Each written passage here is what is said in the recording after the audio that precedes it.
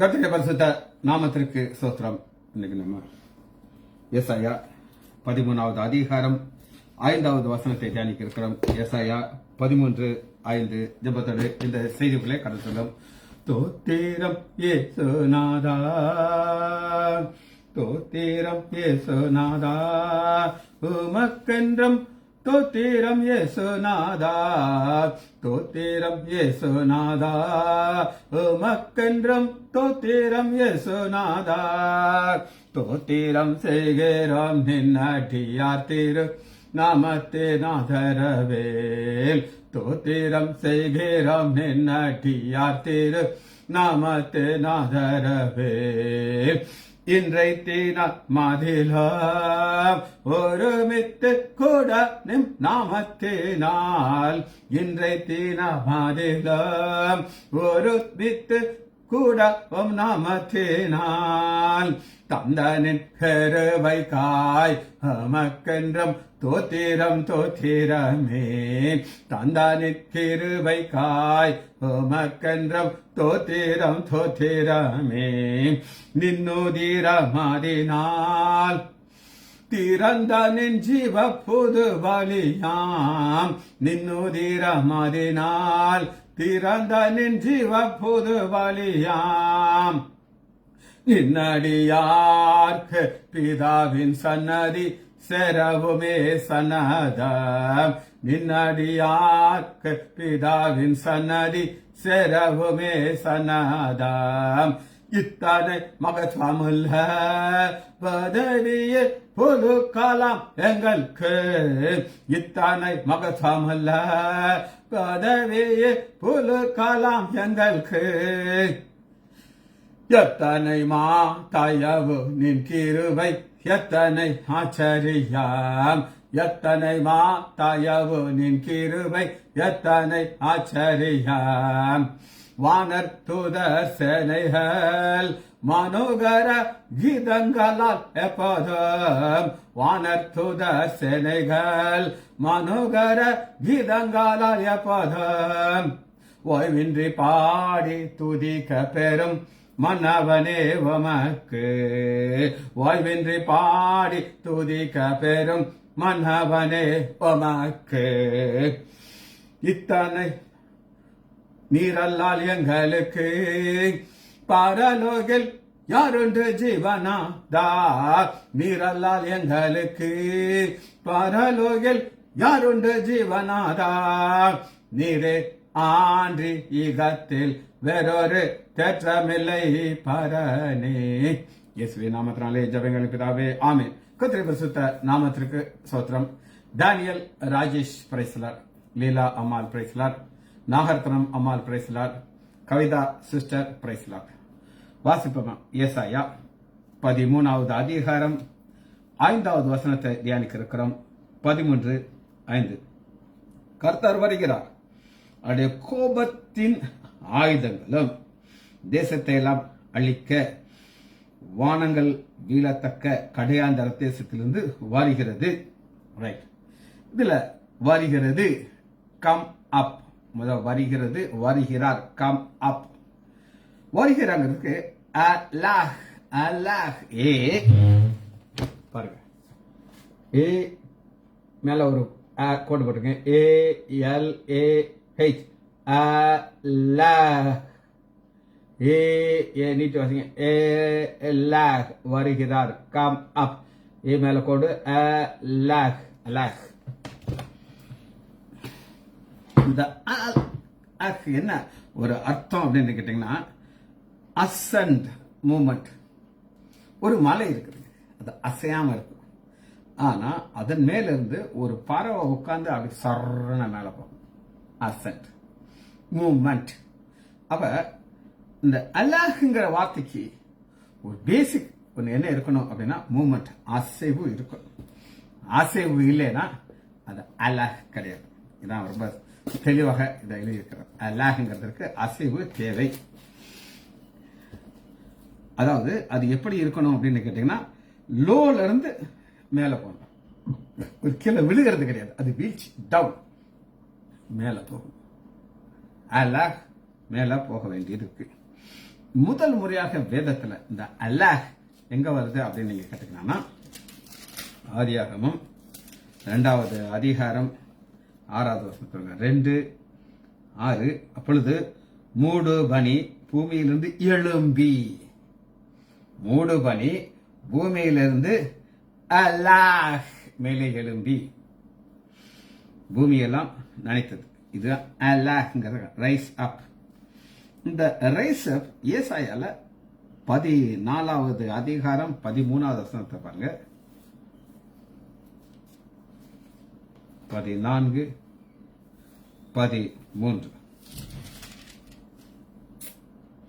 நான் வானத்துக்கு ஏறுவேன். சாத்தான் இருதயம் அது.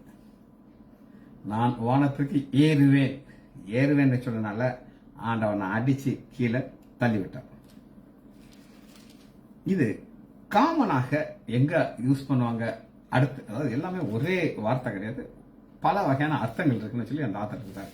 இந்த கம் அப், வருகிறார், அலாஹ்ங்கிறது எங்க காமனா யூஸ் பண்ணுவாங்க அப்படின்னு கேட்டீங்கன்னா டிராவல், ஒரு பிரயாணத்துல இந்த வார்த்தை யூஸ் பண்ணுவாங்கன்னு சொல்றாரு. 13வது ஆதியாகமம் 13வது அதிகாரம் முதல் வசனத்தை 13:1 ஆபிரகாமும் அவன் மனைவியும் அவனுக்கு உண்டான யாவையும் அவர்களோடு லோத்தையும் எகிப்தை விட்டு தென் திசைக்கு வந்தார்கள். தென் திசைக்கு வர்றது, மேல போகிறதுக்கு இத வார்த்தை தான். டிராவலுக்கும் இதான், அதான் அவர் வருகிறார். டிராவல். இந்த லாங்குவேஜை கற்றுக்கொள்ளும் பொழுது பல வகையில் ஒரு சந்தோஷத்தை கொடுக்குது. இப்படியெல்லாம் அர்த்தம் இருக்குன்னு நமக்கு தெரியாது. சரி, கற்றுக்கொள்வோம். டிராவல் அப்படின்னு நான் சொன்னேன். ஆதியாகமம் 44வது அதிகாரம் 17வது வசனம் 44:17 அதற்கு அவன் அப்படிப்பட்ட செய்கையை எனக்கு தூரம் பரப்பதாக என் வசத்திலே பாத்திரம் கண்டுபிடிக்கப்பட்டதோ அவனே எனக்கு அடிமை. நீங்களோ சமாதானத்திலே உங்கள் தகப்பனிடத்திலே போங்கள். டிராவல் டிராவல் யோசிப்பு சொல்றார். சமாதானத்துட்டு போ, எல்லாம் நான் பார்த்துக்கிட்டேன் அப்படிங்கிறார். சரி, இல்ல ஒரு வார்த்தை நம்ம பார்த்து முடிக்க போகிறோம். அது எஸ்ரா.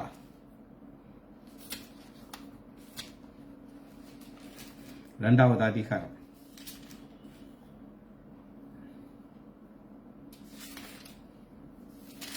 எஸ்ரா 2வது அதிகாரம் முதல் வசனம் பக்கம் 590.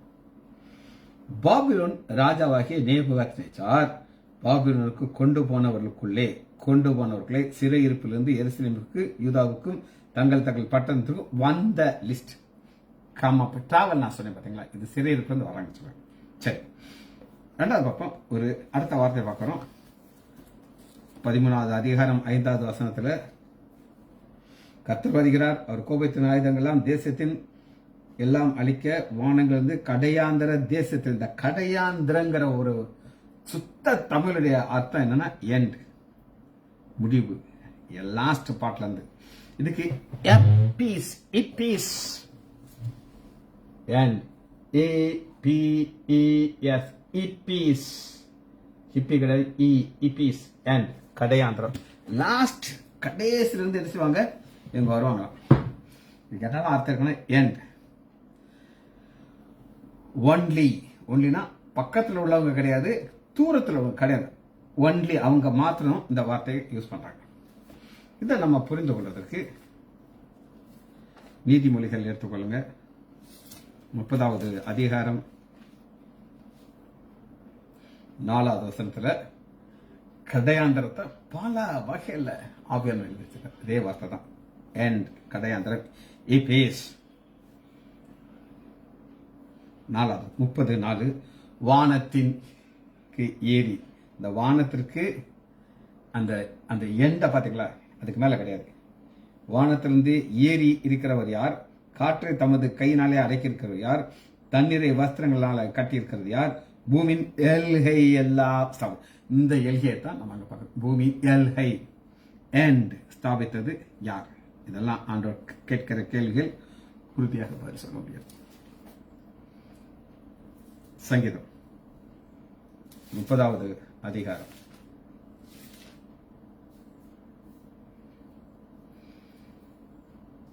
சரி, சங்கீதம் 72:8. சங்கீதம் 72:8 end முடிவு. இட் பீஸ். ஒரு சமுத்திரம் தொடங்கி மறு சமுத்திரம் வரைக்கும், நதி தொடங்கி பூமியின் எல்கைகள் வரை அவர் அரசர்கள். பூமியின் எல்கை கடையாந்திரம், லாஸ்ட். அதான் இட் பீஸ் அப்படின்னு பார்க்கணும். சரி, இந்த எண்டுக்கு கடைசியாக ஒரு வார்த்தை நம்ம பார்த்து முடிக்க இருக்கிறோம். உபாகமம் எடுத்துக்கொள்ளுங்க.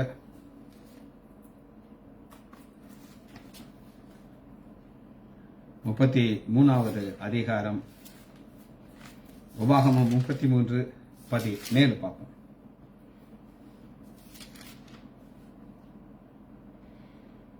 அவன் அலங்காரம், அவன் தலையில் காலை வேண்டிய அலங்காரத்துக்கு அவன் கொம்புகள் காண்டாமிருகத்தின் கொம்பை போல இருக்கும்.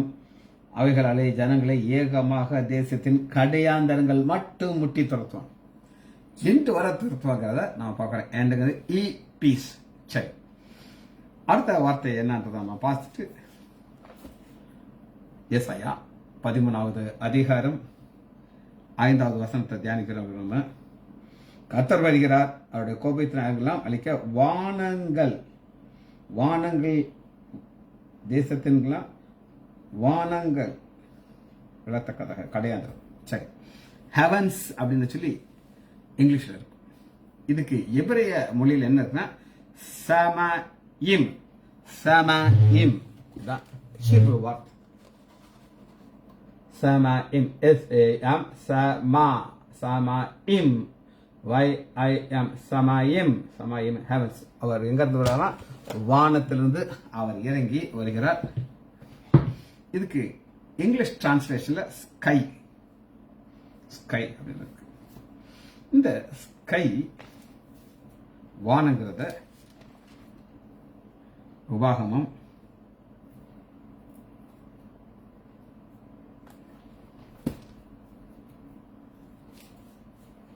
4வது அதிகாரம் 17வது வசனம். உபாகமம் 4:17. பூமியில் இருக்கிற யாதொரு மிருகங்களும் ஆகாயத்திலே பறக்கிற செட்டில் ஆகாயத்தில் ஹெவன். இதைத்தான் நம்ம சமயிம் அப்படின்னு பார்க்கணும். அப்சலோம் பொசிஷனை விளக்குறதுக்கு இதே வார்த்தையை ஆவியான எழுதுறாரு. அப்சலோம் தொங்கிட்டு கிடக்கிறார். 2 சாமுவேல் 18:9. 2 சாமுவேல் 18:9. அப்பொழுது அப்சலோம் தாவீதின் செயலில் எதிர்பட்டான். அப்சலோம் கோவேரி கழுதை வரும்போது அந்த கோவேரி கழுதை சன்னல் பின்னாலான ஒரு பெரிய காரியம் இருக்குது. அதனாலே அவன் தலை மறைக்கிறது. அவன் வானத்திற்கும் பூமிக்கும் நடுவே தூங்கினான். வானத்திற்கும் ஹெவன் பட்டிருக்கு சமயிம், சமயம். சரி, 4வதாக என்ன பார்க்கணும்? வெப்பன், ஆயுதம். வெப்பனுக்கு இது ஒரு கிரேக்க வார்த்தை. ஹொப்ளோன், ஹொப்ளோன் ஆயுதம். HOPLON, ஹெப்லோன், ஹெப்லோன், HOPLON, ஹெப்லோன். நம் ஆண்டவராகிய இயேசு கிறிஸ்துவை பிடிக்கிறதற்கு யோவான் 18வது அதிகாரம் 3வது வசனத்துல வெப்பன் ஆயுதங்களோடு வராங்க. என்னென்ன ஆயுதங்கள் எல்லாமே ஒன்று வார்த்தை தான். 2 கொரிந்தியர் 10வது அதிகாரம் 4வது வசனத்துல இது ஆவிக்குரிய அர்த்தம், ஸ்பிரிச்சுவல் அர்த்தத்தை பார்க்கிறோம். எங்களுடைய ஆயுதங்கள் மாமிசத்துக்குரியது அல்ல அப்படின்னு சொல்றாரு. மாமிசத்துக்குரியது அல்ல. சரி, இது வெப்பன். கடைசியாக ஒரு வார்த்தையை வாசிச்சு நம்ம அதெல்லாம் இதை முடிக்க இருக்கிறோம். அது டிஸ்ட்ராய், அழிக்கிறதுக்காக ஆண்டவர் வருகிறார். டிஸ்ட்ராய்ங்கிறதுக்கு என்ன வார்த்தைன்னா சமேட், சமேட்,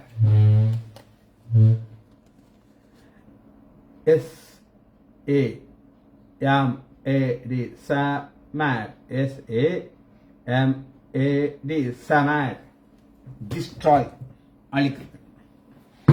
இந்த டிஸ்ட்ராய் ஆதியாகமம் 34வது அதிகாரம் 30வது வசனத்துல யாக்கோபு தன் பையன்கிட்ட சொல்றாரு, என் வாசனைய அழிக்க வந்தீங்க அப்படி சொல்ற அந்த வார்த்தை. உபாகமம் 2வது அதிகாரம் 12வது வசனத்துல இவங்க டிராவல் பண்ணி வராங்க. கானான் தேசத்துல அந்த கானானியர் இருக்கிறாங்க. அவங்கள முகத்தை அழிக்க, அது மேட். ஆனா 4வது அதிகாரம் 25வது வசனத்துல நீங்களே உங்களை கெடுத்துக்கிறீங்க வைக்கிறதுக்கு போகும்போது, அதுவும் சமேட், டிஸ்ட்ராய். லாங்குவேஜ் பார்த்தாச்சு. இப்ப நம்ம வார்த்தைக்குள்ள வரைக்கிறோம்.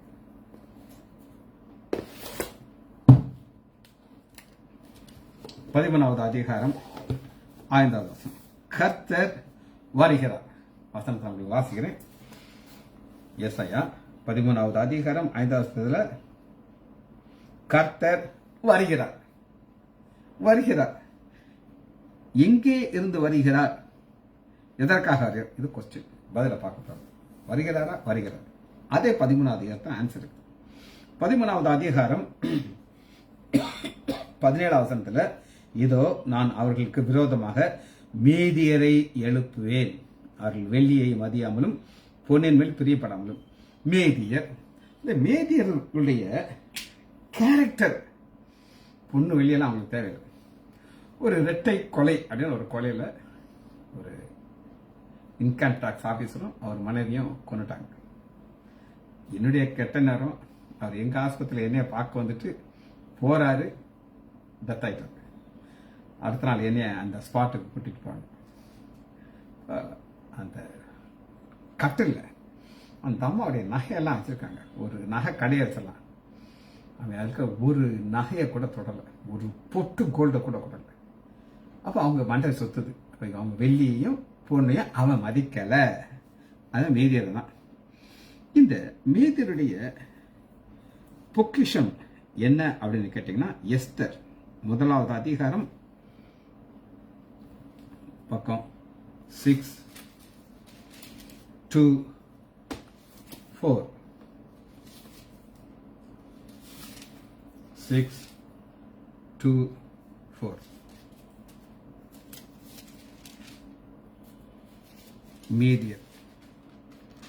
மீதியருடைய பொக்கிஷம் என்னன்னு எஸ்தர் 1வது அதிகாரம் 19வது வசனத்துல, இன்றைய தினமே பெர்ஷியாவில் உள்ள மீதியாவிலும் பிரபுக்கள் ஸ்திரீகளும். பெர்ஷியாவிலும் மீதியாவிலும் உள்ள பிரபுக்கள் எங்க இருக்காங்க பாருங்க. இப்ப லொகேஷன் உங்களுக்கு தெரியுதா? எஸ்தர் புஸ்தகத்துல அவங்க இருக்கிறாங்க. அதைத்தான் அவங்க தான் ஆண்டோட சில எழுப்புவேங்கிறார். இவங்க ஏற்கனவே பல ராஜ்யம் வச்சிருக்கிறாங்க. அதனால வெள்ளியும் பொண்ணு அவங்களுக்கு தேவையே இல்லை.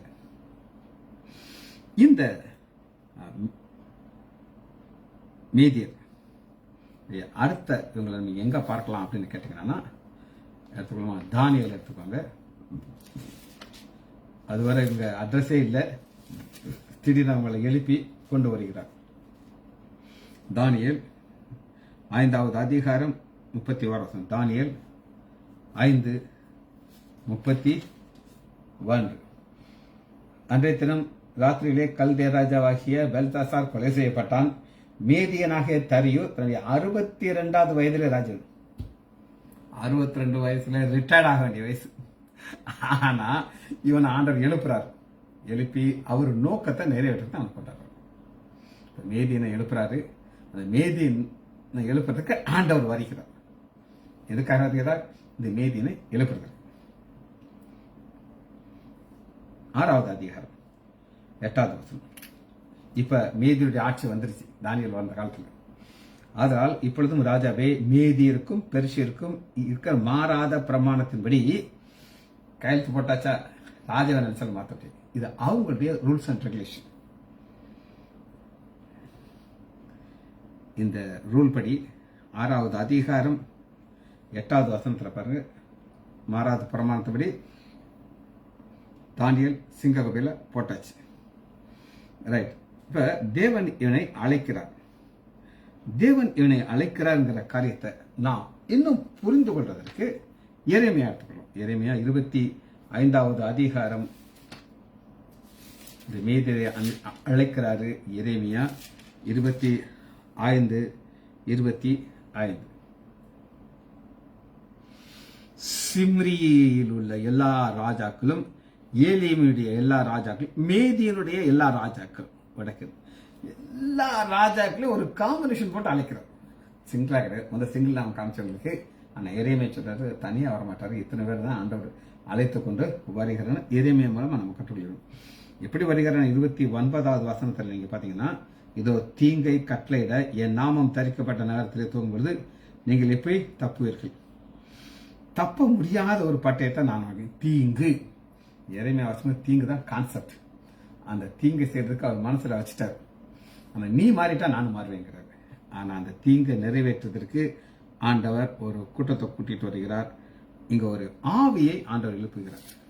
எரேமியா 51வது அதிகாரம்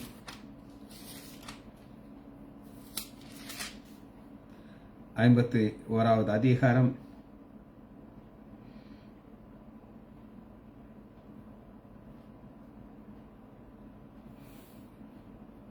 10வது வசனம்.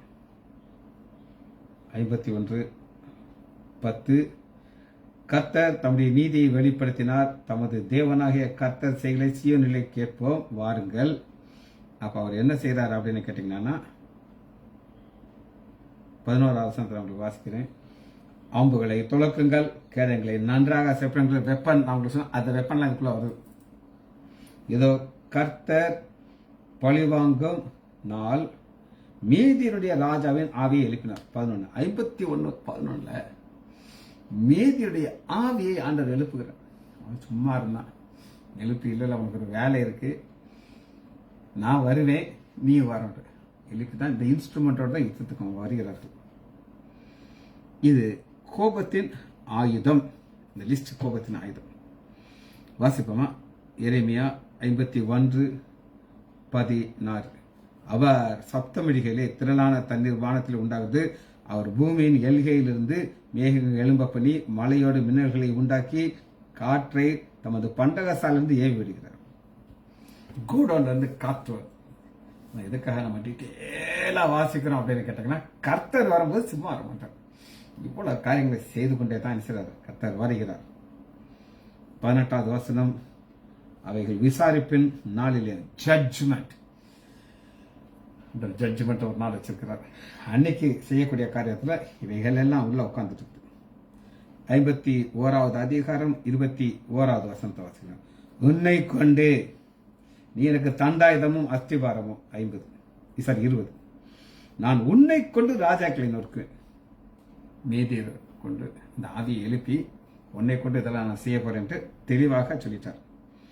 24வது வசனத்துல அந்த ஆவியை எழுப்பி பாபிலோன் கல்தேயர் தேசத்தையும் சகல கொடிகளையும் அவர்களுக்கு கண்களுக்கு முன்பாக சியோனிலே செய்த அவருடைய எல்லா பொல்லாங்கத்தையும் பழி வாங்க.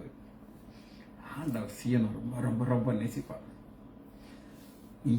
சியோனுக்கு விரோதமாக என்ன செஞ்சியோ அதுக்கு நான் ஈக்குவலா ஜட்ஜ்மெண்டே பழி வாங்கிடுவேங்கிற, மாற்றவே முடியாது. இது பழி வாங்கும் நான். கடைசியா ஒரு வசனத்தை வாசி இந்த செய்தியை முடிக்கிறோம். 45வது வசனம். என் ஜனங்களே, ஒரு பக்கம் ஆண்டவர் அழிவை கொண்டு வருவாரு, அதுக்கு ஒரு ராஜாவை கொண்டு வருவாரு, அதுக்கு ஆயுதத்தை ரெடி பண்ணுவாரு, அவரே வந்துடுறாரு. ஆனா அவர் ஜனத்துக்கு வேற. என் ஜனங்களே, நீங்கள் அதன் நடுவிலிருந்து புறப்படுங்கள், கர்த்தருடைய கோபத்தின் உக்கிரத்திற்கு தப்பும்படி அவன் தான் தன் ஆத்மாவை ரட்சிக்கிறது. நீதான் ஓ ஆத்மாவுக்கு பொறுப்பு. ஜபிச்சு முடிப்போமா? மகா இரக்கமும் கருபயமுள்ள பிதாவே, உம்மை துதிக்கிறேன் ஐயா. நன்றி உள்ள இதயத்தோடு உம்முடைய திரு சமூகம் வருகிறது. வாசனத்தின் ஆழத்தை தூய ஆவியானவர்களுக்கு வெளிச்சப்பட்டு தந்ததுக்காக நன்றி. பிள்ளைகள் ஒவ்வொருவரையும் என் ஆண்டவராகிய இயேசு கிறிஸ்துவின் நாமத்தினாலே ஆசீர்வதிக்கிறேன். இயேசுவின் நாமத்தினால் ஜெபங்கள் பிதாவே. ஆமேன், ஆமேன், ஆமேன்.